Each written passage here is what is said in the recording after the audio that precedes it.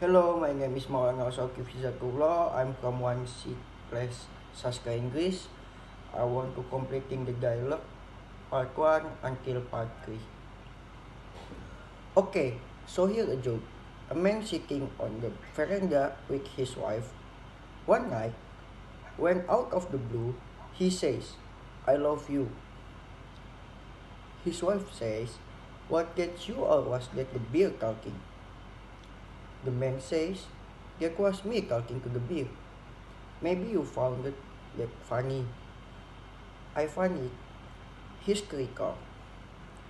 What makes a joke funny is a question that has beside the human condition since we lost our tails and started start walking upright.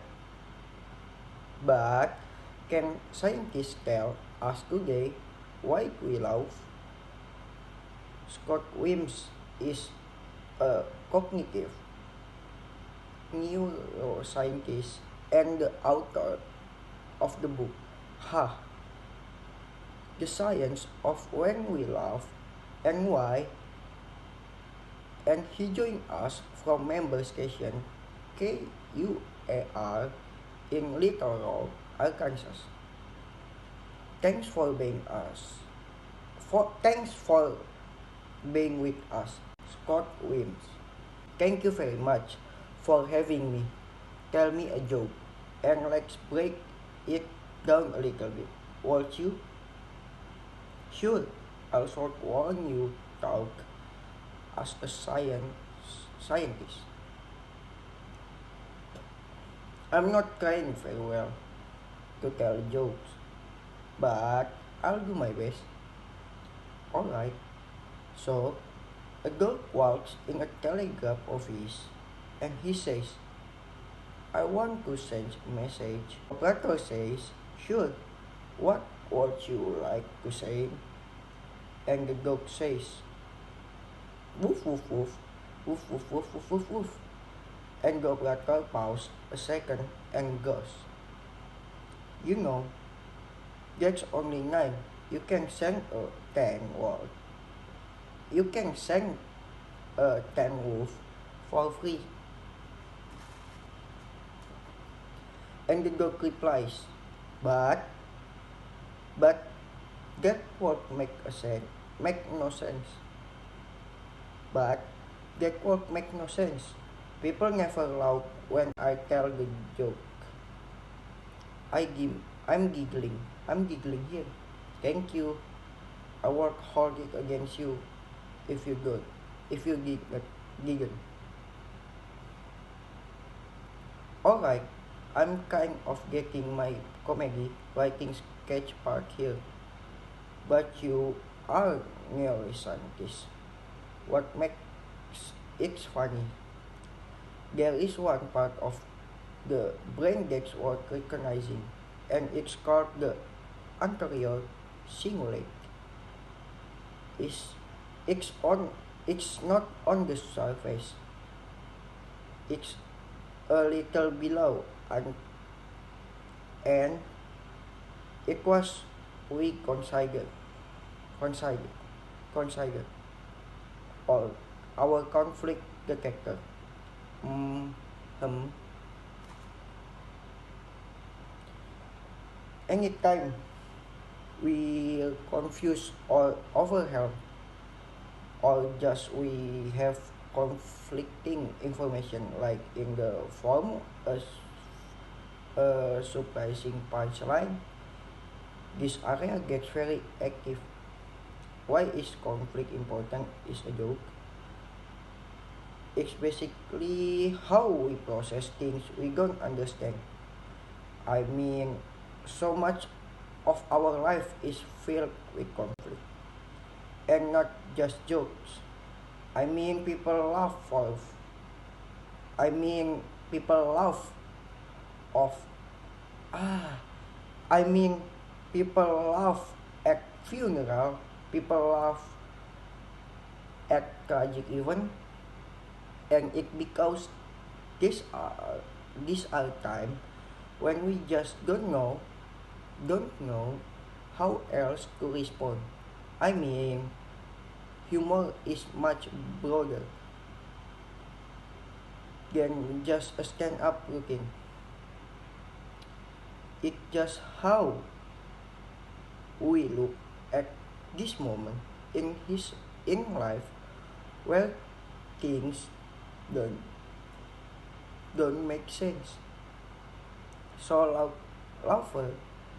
laughter is coping, bonding, listening, anxiety.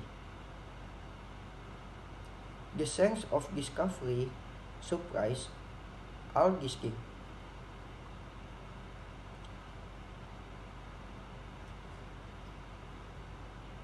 It is, and I think that's why it's so linked with health benefits as well. Now,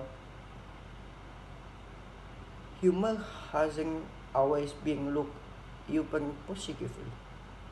You write the Plato and Jesus weren't funny. No, I mean it's really a shame. Historically, humor has not gotten a good rep. Someone actually count, count the number of time that author occurred in the Old Testament. The total number is 29, and thus only two are positive. In other words, only two are occasion of joy. Occasions of joy. Well, there's debates, not whether, not now whether Jesus laughed not just in a few testament, but in his whole life. Of, and of course, Plato hopes Nietzsche's this scholar all have very negative views towards humor because they saw it as something that I weak that weak minds did. It's not something that serious people do. Do you think men and women tell jokes differently? They do. It that the women laugh more than men, but they much less successful in the world if comedy of comedy. Or at least there are fewer professional female comedians, which is it's a shame, and people have wondered why is this? Because it's certainly not that women have less of a sense of humor, and the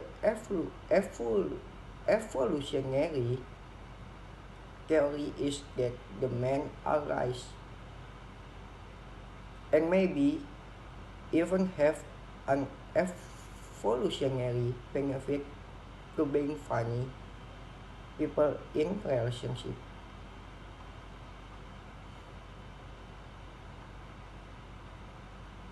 Women make women laugh because it's a sign of genetic fitness. A man who can make his partner laugh is more likely to be intelligent and a good caregiver. Caregiver, and that also why women consistently rate sense of humor as number one. Desire trait it a mate for men sometimes it's closer to number three. So as number number one, desire traits in a mate for men sometimes it's closer to number three.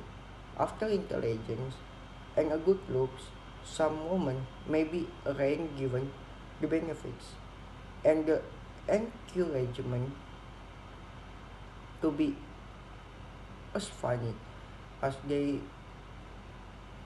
could or should be. You want to leave us with one last joke? Oh my, okay, I had a big success with this in the past, but I will give it a try. Two fish are swimming in a tank, and one looks to the other and one looks to the other and he says, "Do you know how to drive this thing?"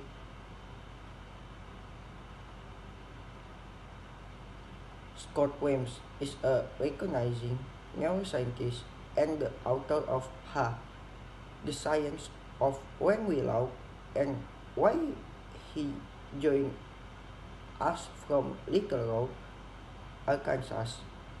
Thank you for joining us. Thank you very much for having me. And you're listening and maybe laughing to Weekend Edition for from NPR News. Part 2. Dad, Dad. Oh, what? What?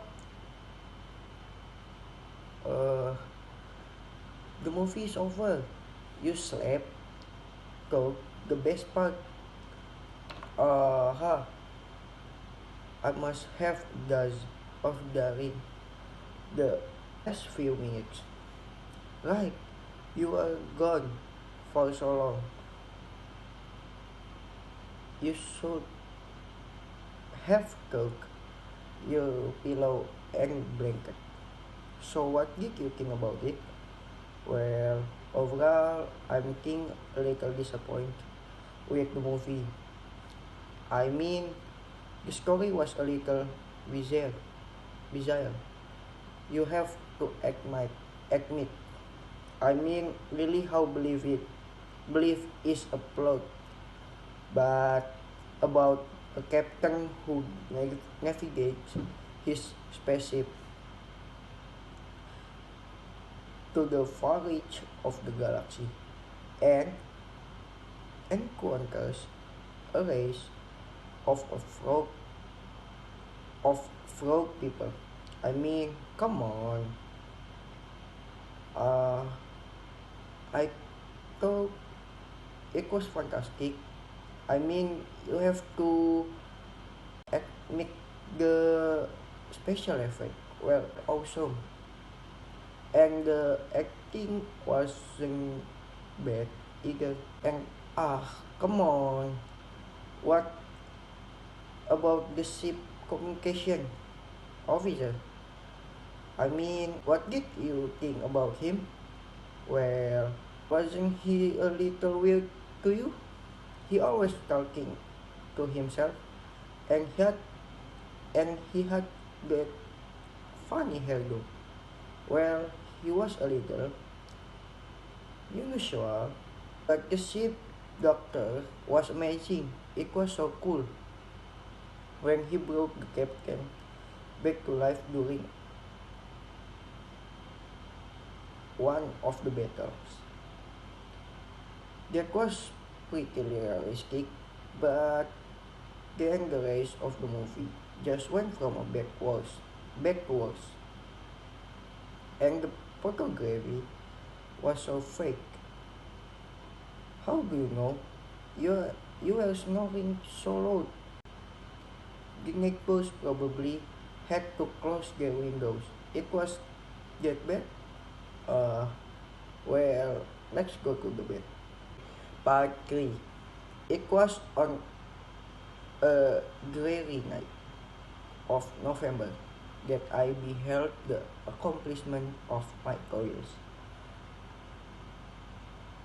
With an ancient key that almost amounted to agony, agony, agony. I collect the instruments of life around me, that I might infuse a spark of being into the lifeless things that lie at my feet.